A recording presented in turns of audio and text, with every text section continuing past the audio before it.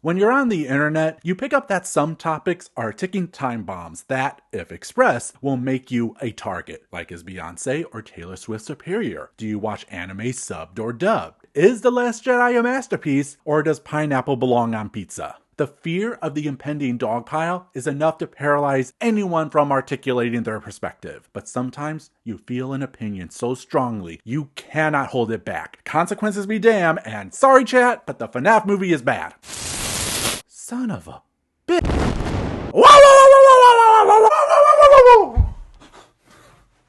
What the fart? But it's not just bad, it's uniquely bad. FNAF bad. What you do with the body, Mike? Where'd you move your aunt's body, Mike? Which isn't a surprise coming from me. My relationship with FNAF has been combative, to put it nicely. It's the weirdest enemies to lovers, back to enemies, back to lovers story I willingly put myself through. Like, FNAF is in a good place right now, if not its best since its inception, but let's be honest, this franchise has gotten away with some questionable storytelling over the decade, and it's disorienting to see people continue to give it grace like rewarding a mischievous child for being a rapscallion.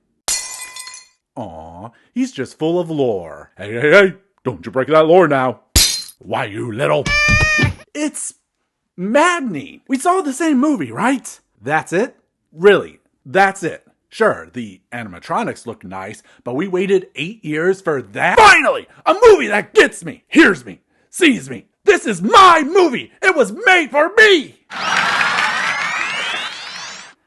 Am I the problem? But adapting FNAF fascinated me. Not over why were they making a Five Nights at Freddy's movie? We know why. It's a known IP with an active, young, social media driven fan base a marketing team could only dream of, and it paid off because this film made bank!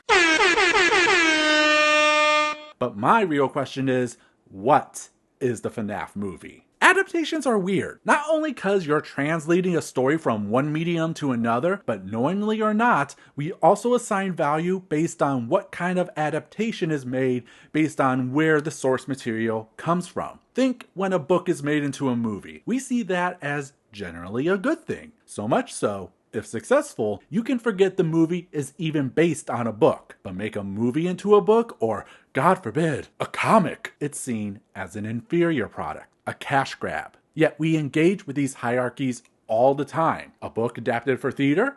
Good. Theater adapted into a movie? Good. A movie adapted for theater?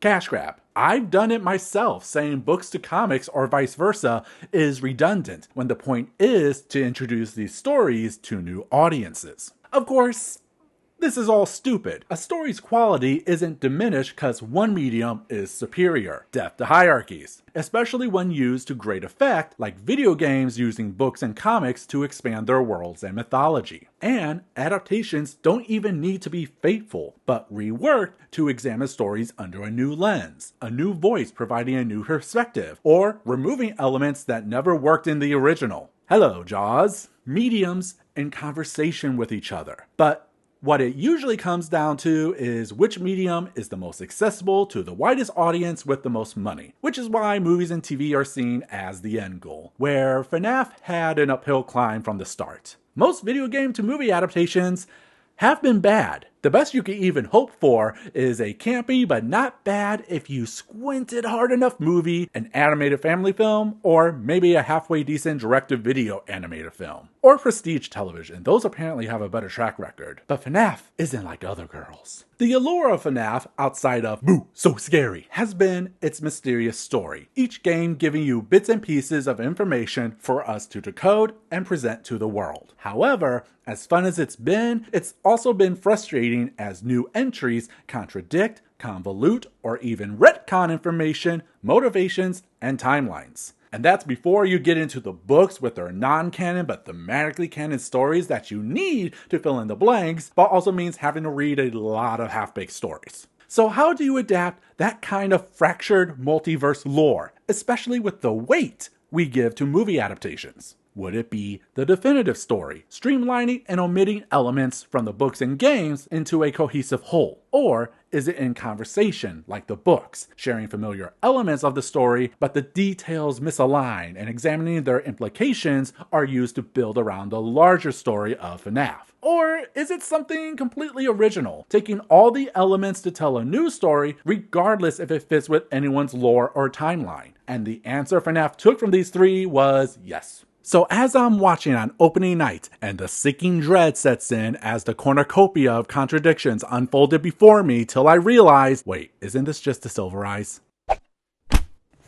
So let me cut to the chase. I think the FNAF movie is bad because it's basically the Silver Eyes. Not that it took inspiration or borrowed a few elements, but is used so foundationally, I can't believe there isn't a based on credit. I mean, the movie is about a directionless guy haunted by the past of his dead brother, working at Freddy's, discovering the horrors within, and the killer was hiding his identity who gets killed by spring locks. While the Silver Eyes is about a directionless girl haunted by the past of her dead twin brother, exploring Freddy's, discovering the horrors within, and the killer was hiding his identity who gets killed by spring locks. Okay, that's not a fair comparison. Zoom out far enough and you can make any film sound similar. That's like saying Black Swan, a story about a passionate dancer working in a cutthroat industry used as a metaphor for the creative process, striving for the top no matter who she has to hurt along the way with lesbian undertones. Is like Showgirls, a story about a passionate dancer working in a cutthroat industry used as a metaphor for the creative process, striving for the top no matter who she has to hurt along the way with lesbian undertones. I like nice tits. I like having nice tits. Seriously, if these films were a Venn diagram, it would just be a circle.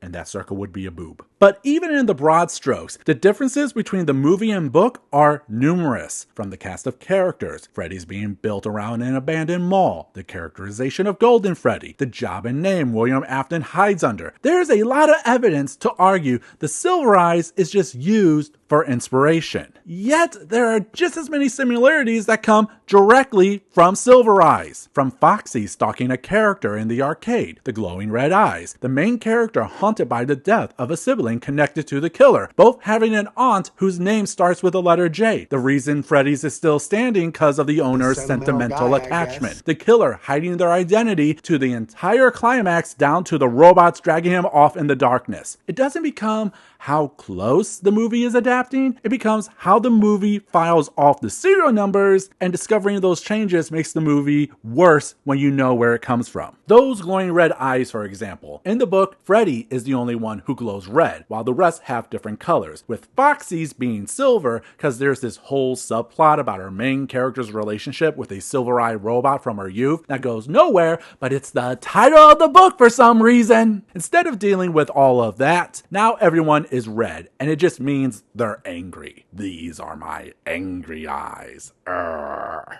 Or the aunt, who Jen in the book is a mysterious figure, but in the movie, Jane is a muddy grubbing child stealer whose body goes missing. I wonder who took it. Mike! It's not one-to-one, but nowhere else does a prominent aunt character have connections with our protagonist, let alone both starting with the letter J. Like, you couldn't have at least tried to hide it? Even when you try to mash game lore, it only makes the flaws widen. I always come back.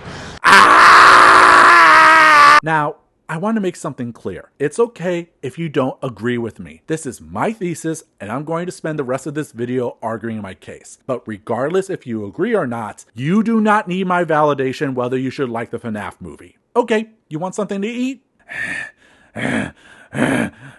Dude, turn it off. You don't understand. I now know someone who has a different opinion. The wrong opinion! And knowing his existence is a problem!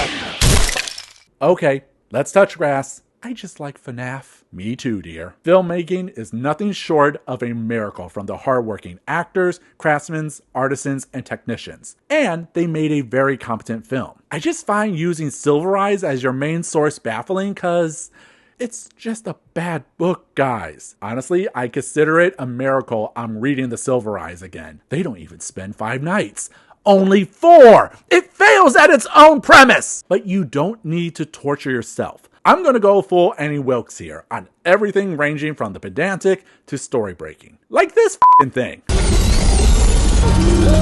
I hate this. I hate it with a burning passion, because I know where this came from and why they changed it. Because the Silver Eyes features a very similar scene where one of the characters, Carlton, is kidnapped by Afton and put into a torture device. Only in the book, it's the torso of a springlock suit. And because this is clearly inspired by Saw, we see Afton give a menacing speech about how Carlton will die a slow and painful death as his flesh is mangled by the tools of Afton's business partner's creation. It's one of the few good scenes in the book, and while it happens about 2/3 in, moving it to the cold open is a brilliant move. It sets the tone, mystery, the stakes, and a way to showcase what kind of deaths we can expect. But it baffles me they would change it. I know it's gauche, but imagine with me if this was more faithful to the book. The guard wakes up, trapped in the springlock torso. Maybe named Carlton as a fun Easter egg. Panicked, scared.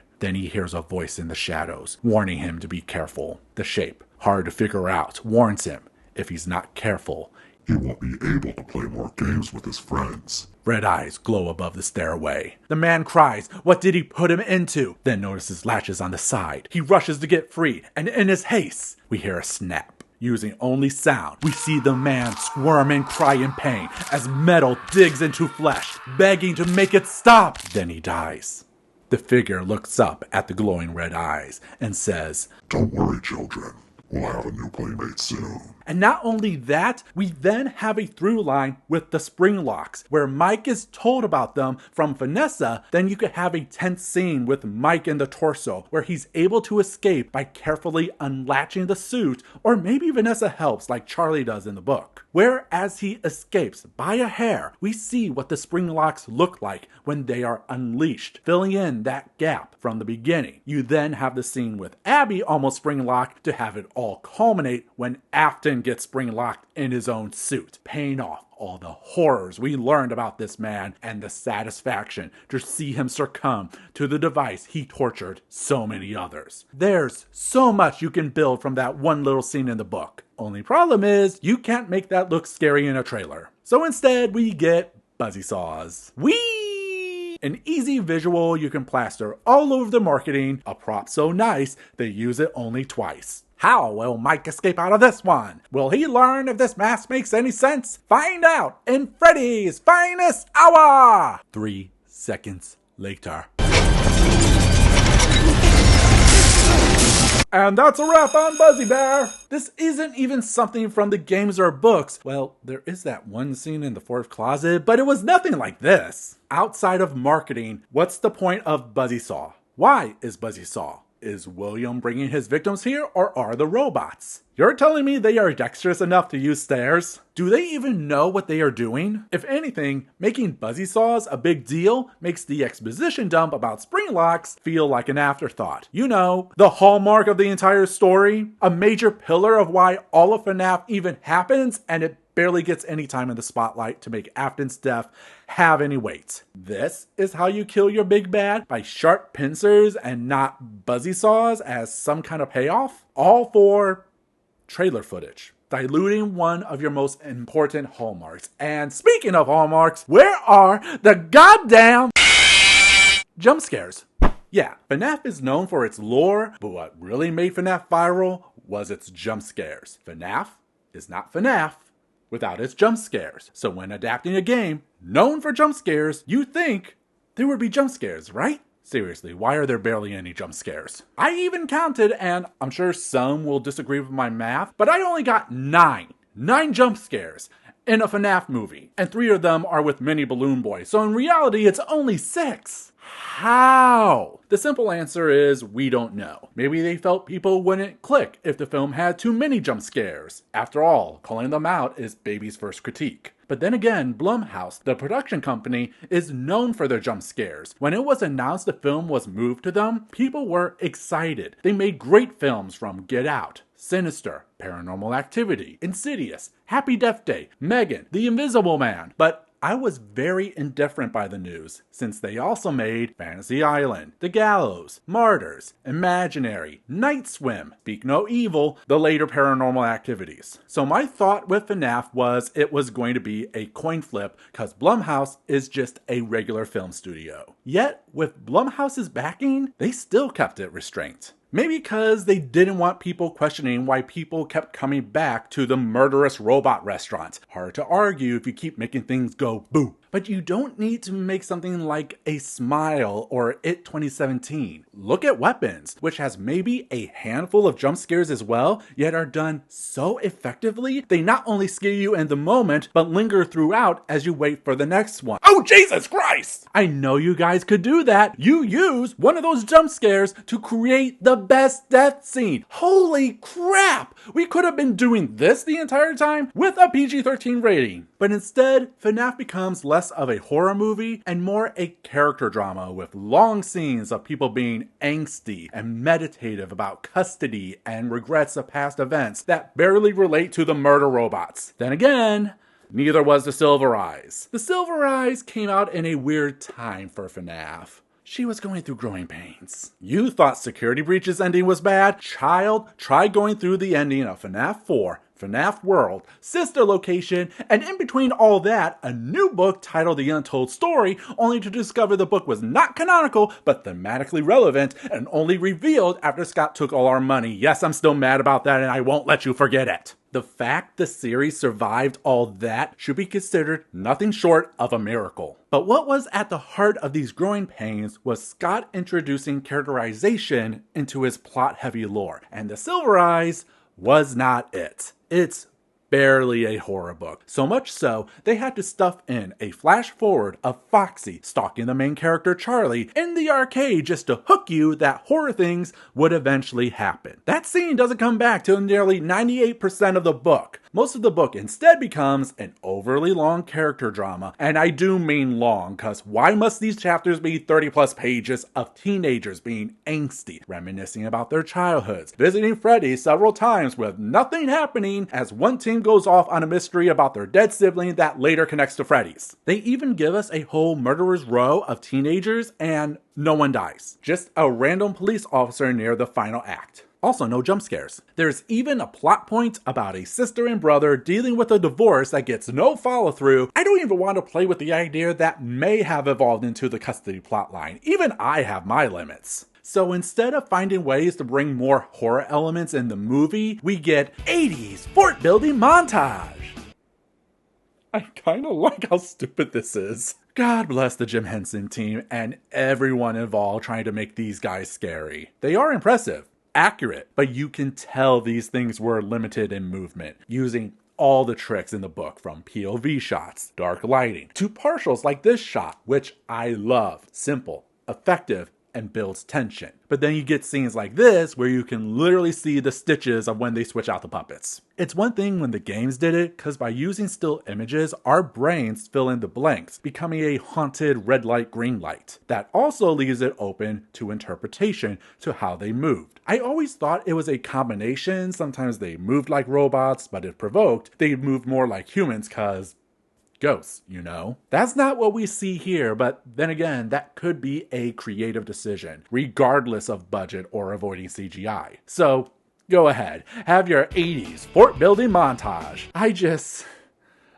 disagree with it. Then again, a horror film doesn't need to be all horror. Sinners waits till its second half for that and uses a flash forward to much better effect. But we're invested because of its characters. So if FNAF is going to hold back its horror, it can at least give us a protagonist to root for, right? Right? Mike Schmidt. Protagonist. Point of view, mover of corpses, and a complete wet blanket. A Rosetta Stone to FNAF's approach to adaptation. On the outside, he's Mike from the first game. The point of view random Joe clocking in and out his crappy night job and discovers his work holds killer robots possessed by ghost kids murdered in the 1980s and are stuffed inside them. Well, I say Mike, but it's really us that are making the discoveries because Mike has no character. He's just a cipher we look through as the player discovering these secrets. By the end, nothing happens to Mike. He just keeps working till he's fired for tampering with machines and, Odor. All the early games were like this. We learned more about the killer and the scope of the horrors, but it barely affects the person we were playing, not counting the bites of the 80s. We never even learned who we were playing as in FNAF 3. But it all worked because of the atmosphere, horror, and mystery. Only later will we get that Mike from the first game is actually the son of William Afton and has been hiding under aliases throughout and is also a zombie. Gotta justify that odor, I guess. But Mike is a good base with room to grow and flesh out to make us care for Mike Schmidt and the horror he'll experience at Freddy's. Instead, they decide to fill him with characterization from another source. It's certainly a choice. Charlie, legal name Charlotte Emily in the Silver Eyes deal, is as a kid, she witnessed her twin brother Sammy taken at Freddy's by Yellow Bonnie, aka Springtrap, aka William Afton, and murdered off screen. She returns to her hometown as a teen and is driven to learn what happened all those years ago that ruined her family. This is the stuff they transplanted onto Mike, only instead of a twin, it's a little brother named Garrett, and instead of Springtrap, he was taken during a camping trip in Nebraska by a mysterious stranger. Now, as an adult, instead of returning to any crime scene, he loses himself in some pseudoscience about dreams and memories, reliving his trauma again and again to figure out what happened that ruined his family. But knowing what they moved from Charlie to Mike highlights what they left behind. Mainly that Charlie's father was the co-owner of Freddy's, Henry Emily, who killed himself because of his grief. It's that connection to Freddy's that drives Charlie to figure out that mystery. Mike, however, has no connection to Freddy's. Never even heard of them. So on top of mixing Mike from the games with Charlie from Silver Eyes, the movie has to add another completely different reason to get him into Freddy's by making him a directionless, about to be homeless loser, forced to take the job at Freddy's to keep custody of his sister Abby from his greedy Aunt Jane, who wants her for child support money? All she wants is the monthly check from the state. Is there really that much money in child support? I actually have no qualms with Abby. She's cool. Just Danny from The Shining who likes to draw and talk to imaginary friends. My real issue is the everything else surrounding her. We'll get to that soon. But this is how we get to Freddy's. Some guy is too obsessed with his dreams to hold a job, so he's assigned with a random social worker who just happens to be the killer of the kids and who took Garrett. Maybe there's a timeline where this could have worked, but this convoluted mess of motivations means nothing when this man could not care less about anything with Freddy's. Even when he discovers Ghost Kids, he does not care unless it relates back to Garrett. If it wasn't for the Ghost Kids, he'd just be sleeping all night. And how can robots be scary if the guy is napping on the job? Yes, they try to make it full circle or symmetry, but it all falls flat because you fractured your motivation so much where Freddy's feels tacked on in the Five Nights at Freddy's movie. Dude discovers there's an afterlife and has all the charisma of a wet blanket. And you think it would work better in the book because of Charlie's connection to Freddy's. It does not. The book doesn't even bring up any of that backstory till we're 40% in. It's instead focused on Charlie and friends coming back to their childhood town of Hurricane for a memorial service to Michael, one of the 5 kids taken at Freddy's. Through that, it leads them to discover, BS, and explore Freddy's several times till Charlie randomly blurts out her tragic family backstory to her totally not creepy, not boyfriend, John. Suddenly, the book becomes a completely different story, searching for another restaurant about another murder that, at the time, doesn't seem to align with the Freddy's plotline, creating this disjointed whiplash because it's not like the book doesn't hint at it, but since we're stuck in Charlie's head, the book has to make her struggle with her own memories so it can act like it's revealing shocking revelations. But it doesn't. It just adds more padding for bloated dialogue scenes, and it's such an easy fix. Change the flash forward with Foxy to the flash back between Charlie and Sammy, and have it linger because when Charlie got the invitation to the memorial, it's making her unlock her memories, where we're getting the information as Charlie is, and the plot lines can flow better. But at least Charlie has agency. Mike doesn't, yet everyone acts like he's some master of perception and irresistible to all the ladies, as he chats his way through the whole movie. Who this? My lawyer and I will have to take you to court. Oh, no thanks. You've been acting suspicious since the moment you opened the door. Oh, my bad. Slit. Bring Abby back here again. I will shoot you. Okay. You couldn't even get him to do a basic research montage, Google searches, a news broadcast, which I know you have since you used it for the unlisted teaser video. Just anything to make the man connect that 2 + 2 = 4. At this point, you need a whole other character to clue him in on anything. Oh crap. Her name's Vanessa. Vanessa is a conundrum that's a lot to unpack. In the film, she's a cop whose route goes by Freddy's, who, through very awkward and not suspicious actions, jolts Mike about the haunted restaurant he's working in and falls in love with him instantly. All to reveal she's actually the daughter of the killer, who is so abusive he somehow got her to become a cop so she can hide all the buzzy saws. But is maybe trying to rebel against her abusive father cause Mike got her down bad? Yeah, her motivations are unclear. Keep him in the dark Add to that the thing with those kids going missing. and kill him if he got too close. Talk to me. I'm trying. You're not listening. I will shoot you. Like, was she trying to warn other night guards before, or has Mike altered her brain chemistry? Dude, how would a random officer have access to a privately owned restaurant? Any alarm bells in there? You've been acting suspicious since the moment you opened the door. Bitch, you're one to talk. It's too bad about the murders. What murders? Shh. Don't ask questions you don't want the answers to. But you're the one who brought it up. You want to dance? Wait, are those robots possessed? Oh, I can't hide secrets from you, mega sexy Mike Columbo Schmidt. You knew? Bring your daughter here again and I'll kill you. Sister, actually. Really? Who are you? Stop taking sleeping pills! Bitch, this is pre-Obamacare America. Don't you know how much those pills cost? It's all to make you question if she's an ally or enemy. Maybe even a red herring? I tried to warn you in my own way. A lot of good that did! And when she finally reveals she's Afton's daughter, that's where the conundrums begin, cause Vanessa isn't Afton's daughter. Sort of. See, Vanessa comes from the Pizzaplex era of games, playing a night guard, but a prevailing but not yet proven theory is that she, along with Glamrock Freddy and Gregory, are either thematically or literally representations of Afton's original family from the games. Older brother Mike the Zombie, younger sister Elizabeth, who died and possessed his baby, and the crying child who got chomped by Golden Freddy, who I guess we're calling David now? Man, it's weird hearing your name used for fictional characters. But we do see a form of the original Afton family from the Schmidts, Mike, Abby, and Garrett. But we don't even know if they are related to William, and in the books, Afton has no family. In the first two.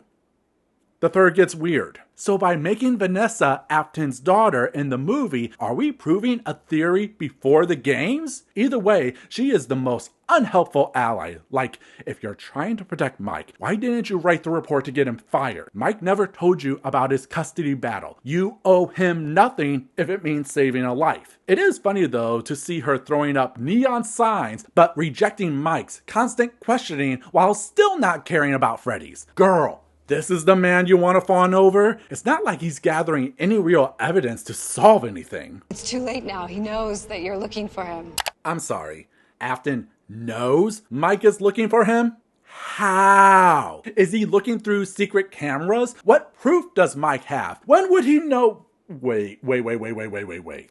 Because of his dreams? Afton subscribes to dream theory? The dreams that have not worked, that Mike has been doing for years and discovering nothing. Not even using a dream journal he spends hours using to pull on any kind of detail like the make of the car, the tire threads, a license plate? Nothing showing his drive to figure out the perfect FNAF theory, who took Garrett. The dreams, not even the ghost kids could help with. Did Afton see the 80s fort building montage and got jealous? Oh my god, 80s fort building montage. They're liking him more than me. Who's snitching on Mike? Don't you dare even tell me he can talk to ghost kids too. How good of a detective do you think he is? He doesn't even know that the killer is still alive till Vanessa blabs about it. You know, one of the core foundations of FNAF lore, that the killer was arrested but let go due to lack of evidence? How would he ever figure that out? Cause Mike does not care about Freddy's till he sees the photo connecting Garrett. You knew? I'm sorry, how would she have known that? Nothing Mike shares would clue Vanessa in about Garrett. We don't even know if he was taken before or after the 5 kids were taken. All we're shown is the orange plane, which there are Two easy fixes. Have Vanessa be confused over Mike's reaction as he explains the plane was Garrett's, and have her mention there are horrors about her father even she doesn't know about. Sequel hint. Or when they are talking by the riverbank, have Mike talk about the details he's seen from his dreams. The black car, the green trees, the orange plane Garrett holds as he's being taken away. Something to make Vanessa connect the dots when Daddy gave it to her. Instead of setting up or paying off, the film just makes declarative statements with nothing to back it up and calls it a mystery. All to reveal a mastermind who's been doing jack shit. William Afton, masterful idiot. Purple guy, Springtrap, the mad zombie scientist himself, William Afton, modern horror icon, whose presence haunts every entry in the franchise, except the movie. But they try. Oh lord, do they try. The ultimate puppet master playing 4D chess while everyone else plays checkers. He's so masterful, you never see him. Except when he gives Mike the job, and then a full hour later when he reveals he's been the turkey all along. I was wondering what that turkey was doing there. Who could have guessed it was Steve? He was so subtle about it. Mr. Michaels. I'm sorry, how would you have not seen his last name till 3 pages in? Records don't work like that. Just can't bring himself to let it go yet. Shh, I'm the villain, but he doesn't know that. You do, but don't ruin the surprise. Actually, that's not fair. Everyone knew the second it was announced Matthew Lillard joined. My issue isn't they made it obvious while acting like it's some big reveal. David Fincher didn't need to appease Gone Girl fans with its twist. Game of Thrones didn't with the Red Wedding. Even Captain America Winter Soldier and all of its marketing kept the identity of the Winter Soldier a secret, even though anyone familiar with the comics knew who it was. The identity of Purple Guy was what drove a lot of FNAF theories, till Silver Eyes and Sister Location revealed it. My issue is revealing he's this master genius when he does nothing. Honestly, what was Afton's plan here? Bit of a loaded question, isn't it? Sure, there's a general consensus, but there is still debate over which events influence others, and when you look across all media, his motivations are scattered, from his pursuit for immortality, bringing back his children killed by his neglect, jealousy of his business partner, to just being a general maniac. If anything, this is what a movie adaptation can do by streamlining what makes Afton tick. Instead, we learn nothing because they use him for nothing. Why Buzzsaws? I don't know. Why he took Garrett? I don't know. Why does he hide as a social worker? I don't know. Actually, there is an interesting subtext of how a corrupted person can infiltrate a government building to funnel people he knows no one would miss to do whatever experiments he's doing. Too bad the movie does nothing with it. It doesn't even become subtext, just muddled text. You don't need to give us his whole backstory, but you could do more than just symmetry. The idea of desperate people willing to do any job just to make a paycheck has always been embedded in FNAF's DNA, as Afton continues his experiments since he discovered the afterlife. But you never feel Afton's presence, no matter how many times you rewatch. They just tell you he's this master manipulator without ever showing you. How do you make your villain not the villain? If anyone's the real villain, it's Golden Freddy. Golden Freddy and the Ghost Kids are the ones manipulating Mike, wanting something he has. They are the real antagonists moving the plot forward, and you can't say this is because of Afton, since you reveal Golden Freddy and the Ghost Kids were talking with Abby before Mike even worked at Freddy's. Look at the timeline. Abby doesn't meet the robots in person till night 3. When they go home, Mike sees one of Abby's drawings with the Ghost Kids, and that's how Mike realizes the robots are possessed. But when would Abby have drawn this? Let alone the picture of Garrett from Mike's dreams, cause the blonde hair boy told her? How long were they talking? It sounds more like the ghosts are the ones setting Mike up to go to Freddy's. Does Afton control the ghosts, or not. It's strange to see the film bend over backwards trying to make Abby's shining powers fit when it could have just expanded on Dream Theory, where Abby just has innate powers, or even read the book when Mike wasn't looking. And since she's a kid, make her Abby Schmidt, Dream Warrior, who's able to see into others' dreams like Mike with Garrett and his memory of the ghost, while having the ghost see Abby through Mike's dreams. It at least doesn't make you question who is the real manipulator. Vanessa presents Afton like there's some mysterious power behind him when this could have been used to highlight the true horror of Freddy's. The owner of a family restaurant, dressed as a mascot, lured in and killed kids, hid their bodies in the suits, and when he discovers the afterlife, gaslights and grooms them to continue his experiments under the guise of games and false memories. He is their only friend, till Mike comes along, and he's different. He cleaned the restaurant after the bad people wrecked it, built forts with them, but when asked if they can help him find the killer, they can only do as their friend and give a fake happy memory. Because that's all they know. He'll like it and give us a new friend, but when Mike rejects it, embraces facing reality, they lash out. He's like all the others. Their only real friend is the yellow rabbit. Even Silver Eyes keeps it simple by having Afton proclaim with his rabbit suit the ghost kids see him as one of them. But since we never see Afton giving orders or manipulating them, they just do their own thing, with Golden Freddy having his own villainous plans, which I can't put this on Silver Eyes. This is pulling more from the games, where they are a chaotic, malevolent force with supernatural abilities. In the book, he's Michael, the kid everyone is memorializing. You kind of forget he plays any part when the book goes off on the Sammy mystery and Afton's reveal, only to bring Michael back so he can be a Deus Ex Machina at the end. It's a very anticlimactic conclusion, because the book never gives the characters a moment to absorb all the desperate ideas happening. But even when given the spotlight, the ghosts don't feel like characters, but props for whatever actions Afton and the Freddy families are doing. And fort building montages aren't the character development you think it is. Even in the book, the 4 other kids are left nameless because Charlie doesn't pay attention, which, bitch, pay your respects. The movie can't make up its mind if the kids are chaotic innocents or villains. Why are we using Golden Freddy during this scene when it should be Springtrap? This should be the hallmark and scariest moment of the film. Afton, in suit, using the same methods to bring Abby so she can play with her friends. Unlike Mike, he'll let her play forever. Could you imagine how skin-crawling that would be? Of course, it's easy for me to say, use Matthew Littler more from here, but there's a lot of logistics that go behind a film. Budgets, actor availability, travel, lodging, insurance, catering, all the unsexy stuff we never see. It's important to have that perspective because if they could have everything, they'd be able to get Markiplier. So whatever the reasons, Golden Freddy and the cheaper ghost kids take center stage, only telling us what a master manipulator Afton is, only to show us it's a drawing. Just a drawing. Yep. And when he finally speaks, Look how small you are! How worthless you are!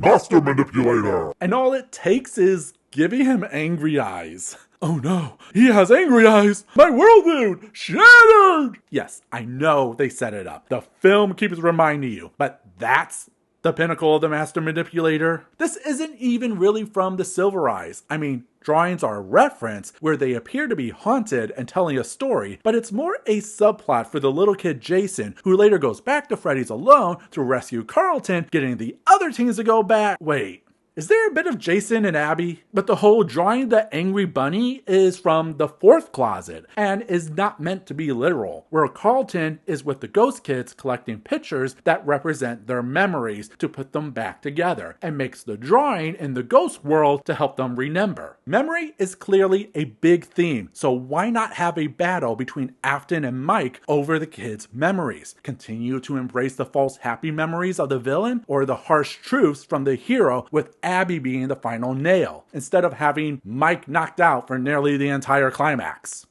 I'm sorry, I need to dissect this scene here. Let me break out my John Madden.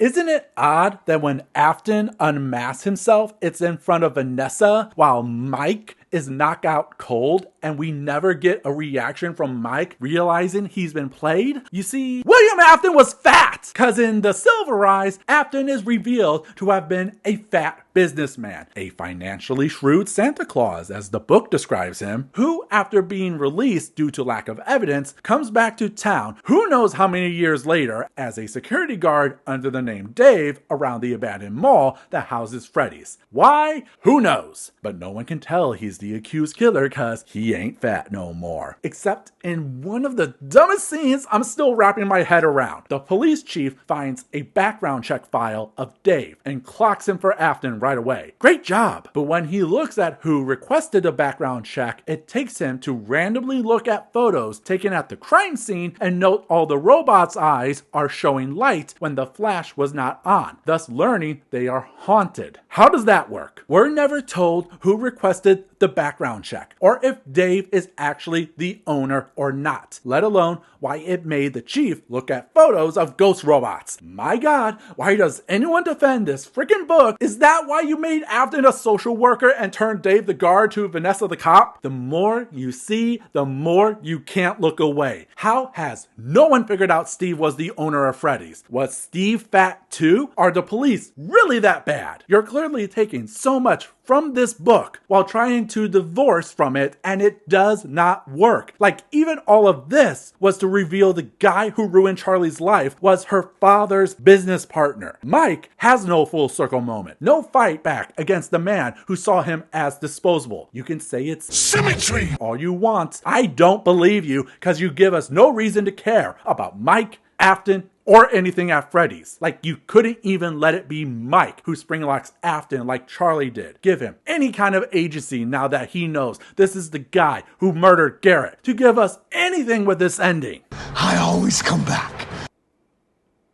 I always come back. From what, bitch? You haven't even died the first time. Even the book hinted that Afton might already be a zombie when he revealed his spring-locked scars and gets jumped by Bonnie in the closet. Oh look, another scene. It makes no sense for him to spout that catchphrase. There's no meaning behind it outside of fan service. Am I supposed to be impressed by that? The critics sometimes are with you, sometimes they're not, and it's like an impossible endeavor to try to satisfy them. I think the reception that we were more interested in looking at was the fan base. Oh, so I am the problem. There is this sentiment that this film is for the fans, and thus any critiques begins and end there. And I get why people like the movie for simply existing. FNAF happened because of social media and the fans with no corporate backing. So having a film made by the creator himself and filling it with moments from Matt Pat's cameo, using practical effects, signing Matthew Lillard, the Easter eggs, bringing this little internet gang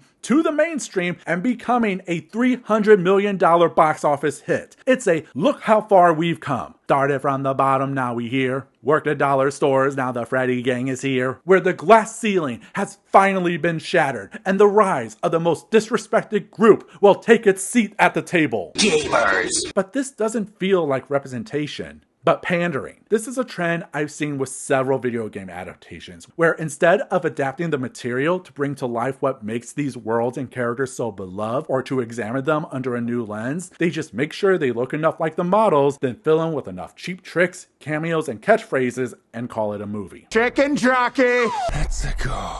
Gotta go fast. I always come back. It's just a theory. My God, was this what it was like for some watching Marvel movies? For the record, fan service isn't bad, but how can you claim being for the fans while missing the easiest layup? Forget everything I've said. Clean slate. Nothing changed. But why end the film with Afton twitching in the back room as the ghost of Golden Freddy closes the door on him when you could instead have him hear something in the distance? He looks into the dark and sees a blonde-haired child. He asks, "Who are you?" The lights flicker, and in the child's place is Golden Freddy in his limped posture. Afton looks on when he hears, "It's me." Then...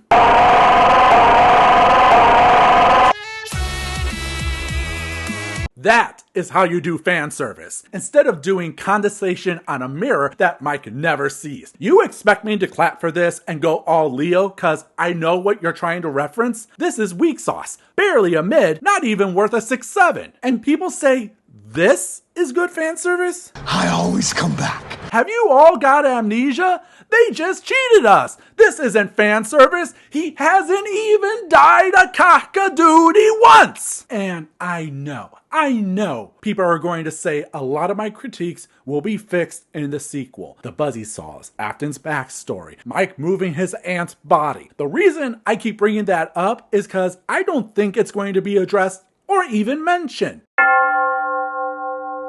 The ending of the film acts like everything is fine, but it doesn't show how. Did Mike get a better job? Is he still in danger of losing his house? How did any of this help Abby come out of her shell? And when they came home after that night, where did Mike move his aunt's corpse? You're telling me no one is suspicious after Mike's aunt, babysitter's brother, and the social worker that gave him his last job all disappear while the only cop whose route goes by where he worked turns up fatally injured and in a coma. Even when there's a direct witness, are the cops really that bad? I'm sure the sequel will address some of these details.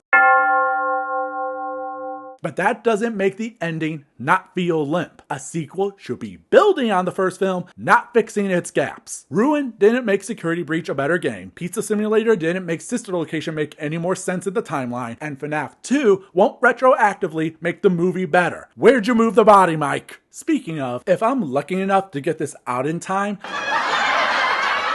I have a theory what the overall direction of the films is going to be. That just like the first movie took heavily from the Silver Eyes, then the sequel will be taking a lot from its sequel, The Twisted Ones. People have already been making those connections since the premise of the movie is about a band of new animatronics let loose to wreak havoc on town, just like The Twisted Ones. And Abby is building robots like Charlie does in the book. Just like the movie, it won't be a one-to-one. If anything, I expect the divide to be even greater as more game lore is incorporated. But I still think a lot of the big reveals from the Twisted Ones will still be used. A big part of the Twisted Ones is we learn they are robots using illusion discs that, based on how you see them, can make them look cute and harmless before they capture you in their stomachs. But since Charlie and the gang experience them as monsters, the illusions look like monsters. They aren't going to do that. But since they are using the toys, who are robots designed with security features, but meant to look cute, what if they are a red herring? What if the shell of the toys was to hide their real purpose to capture kids? And what animatronics are known for kidnapping kids in their stomachs? This is my Babe Ruth call. Crap. I don't even think you guys know who that is. This is my Shoei Ohtani call. The toys are the fun times. Crazy. I know, but I think we'll see them hint at it when, at some point, Abby is captured by one of the toys in the stomach, like, say, Freddy during Fazbear Frights, which will get Mike and Vanessa to come along and rescue her. But the big reveal will be when we get the battle between the toys and the Withered, which will become everyone's absolute cinema moment, also from the book. There will be a moment where one of the toys' faces will be scratched and reveal white paint, which will hint what the next film will be. I know there have been interviews about all the characters they can use, but honestly, the nightmares and the phantoms are too esoteric to make a whole movie around. I won't be surprised if we get cameos through Vanessa's nightmares and whatever they do with Fazbear Frights. But as to who can be the next big bad of what I'm billing as the trilogy based on the books, the fun times are what's next.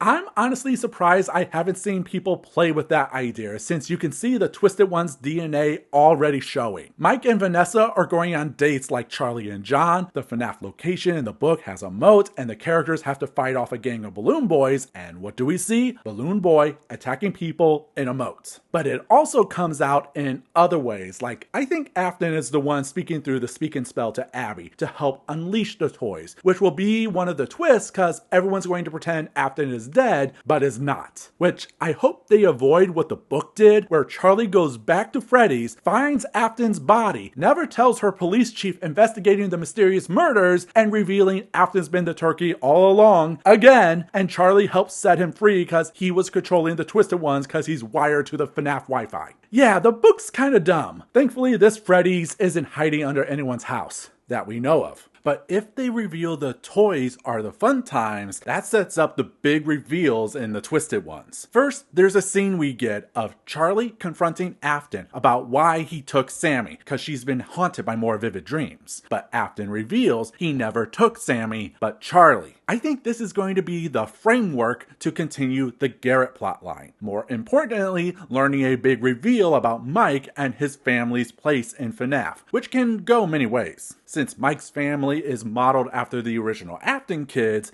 maybe we learn he's an Afton, but that doesn't quite fit. If they do an "I'm your father" moment, why would Afton try to kill his son, reveal Garrett is Mike, or worse, that he's a robot the whole time? Too convoluted. Not to mention the oops all incest you get with Vanessa, which you better hope then she's a robot, so it's oops all robot incest. But since Mike's backstory is based around Charlie, maybe we learn he's an Emily. His dad did just leave them, but from the promotional material, it looks like Skeet Ulrich and McKenny Grace are filling those roles, and what? We learn Garrett is actually Charlie and Abby is a robot? Maybe I'm wrong. And Mike has no family connections to Freddy's, which, hey, I wouldn't mind. Life isn't based on fate. It's not like there's a third oh god, they're Murrays. He took Garrett to get back at Murray.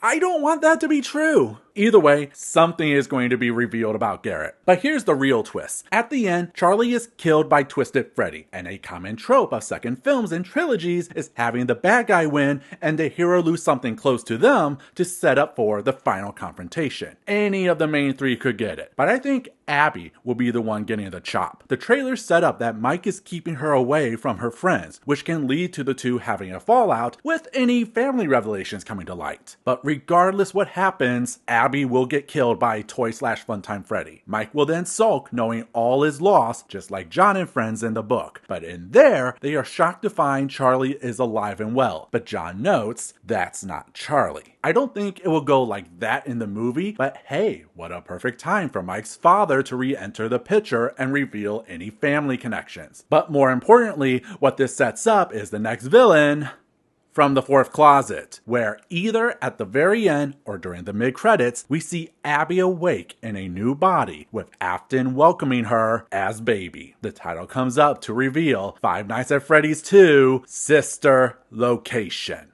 Boom. Why not? You're thinking of the franchise location. This is the original. Like a sister location? Abby has all the framework of Elizabeth and Charlie. Making her baby adds a new level of stakes and continues my theory that this is around the books with the fourth closet. Also, Abby, baby. And if so, then that adds a whole other layer to Mike, because that means his real purpose isn't to just be Charlie, but also John, her creepy boyfriend, when the books awkwardly transition perspectives. I don't want to get lost in the weeds about the fourth closet. It's weird. Short version, baby, fun times, fire, robot kids, Vanessa lives and becomes Vanny to make the Pizzaplex. Plus, I want to see what actually happens in the film first, to even see if anything I said is actually true, which I hope I'm not.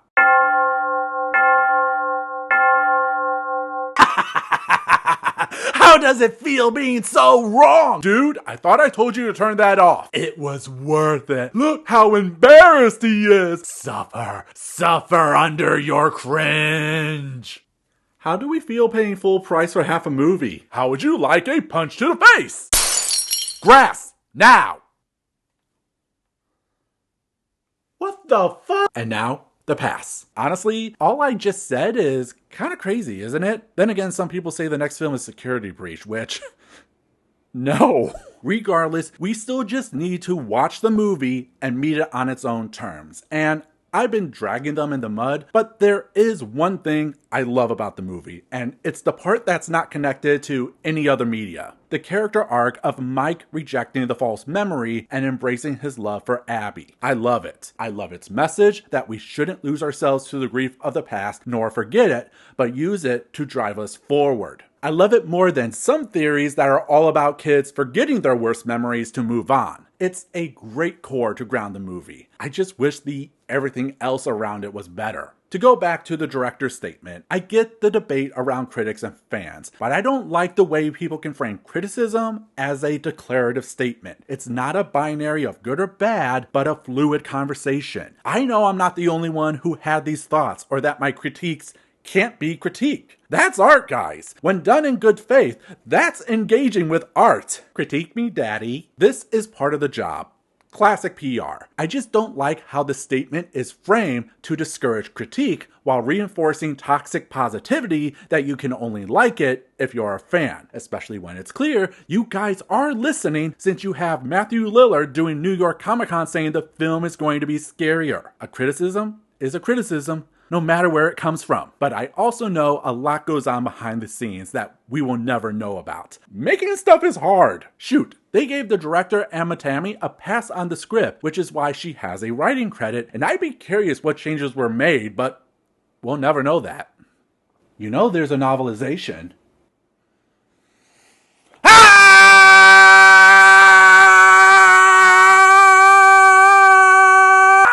What the hell? Doug was staring at her breasts as he slurped at a cup of coffee. Total sleazeball. Novelizations are weird, and this one is no exception. Overall, it's the same as the film in the macro sense. Scenes happen in the order they happen and such, but it's the details that...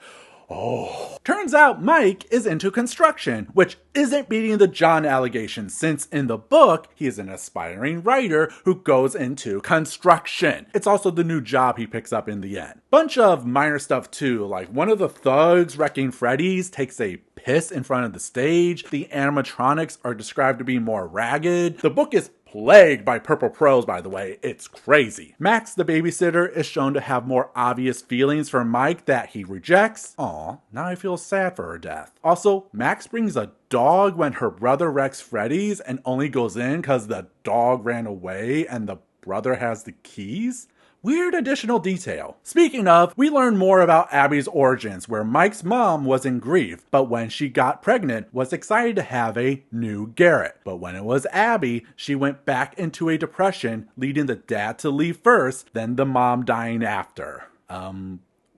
Wow, happy you condensed that. During Mike's meeting with Steve, he isn't weird or acts like he's obviously the killer. Wish they kept that. But here's something crazy. Mike does research about Freddy's in the book and finds a news video. You're actually telling me he could have had actual agency. Though I feel the reason it was cut was because he was looking this up on a laptop. And I could see a lot of people going, if be poor, how have laptop? Which... you couldn't just change it to a library or a computer lab at the Childhood Development Center. But the part I wish they kept is when Mike finds Abby with the robots and first thinks someone is controlling them. Then he connects the dots by realizing the items the ghost kids are wearing are from the robots. Like, I see the way you could have edited it, and doing it then versus seeing it through Abby's drawings makes Mike a much more active character. However, there is one detail I'm really happy they cut. When we learn Aunt Jane isn't just looking to get Abby for child support, but also a trust fund left to her by her grandfather. Whoever made the decision to cut that,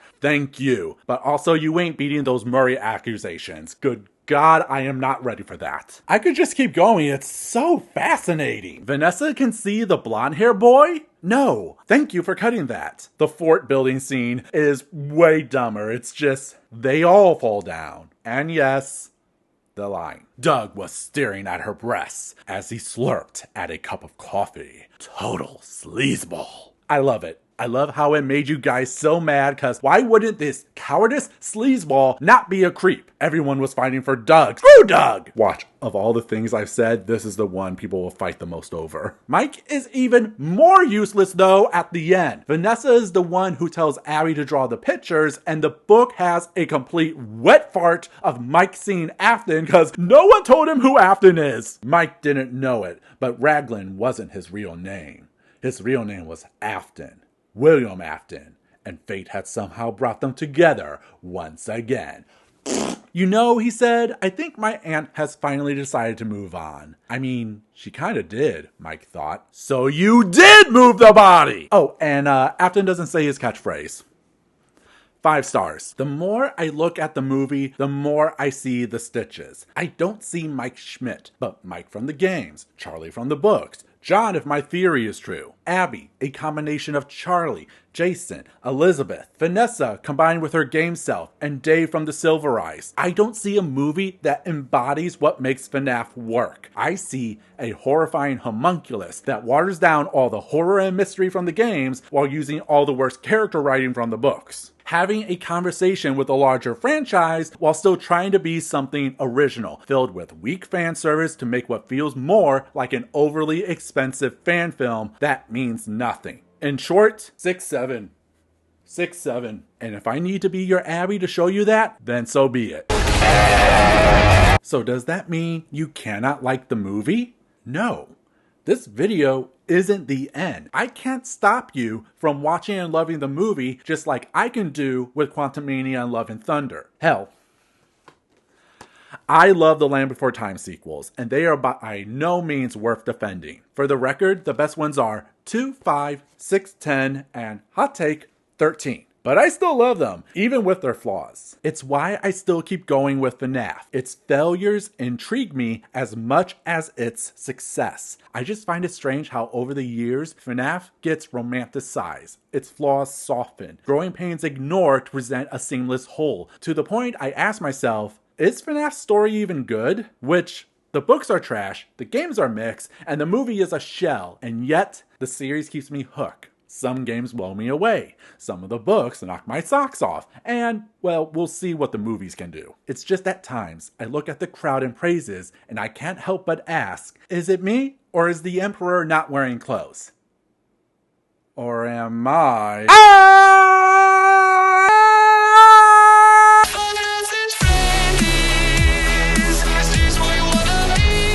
6-7.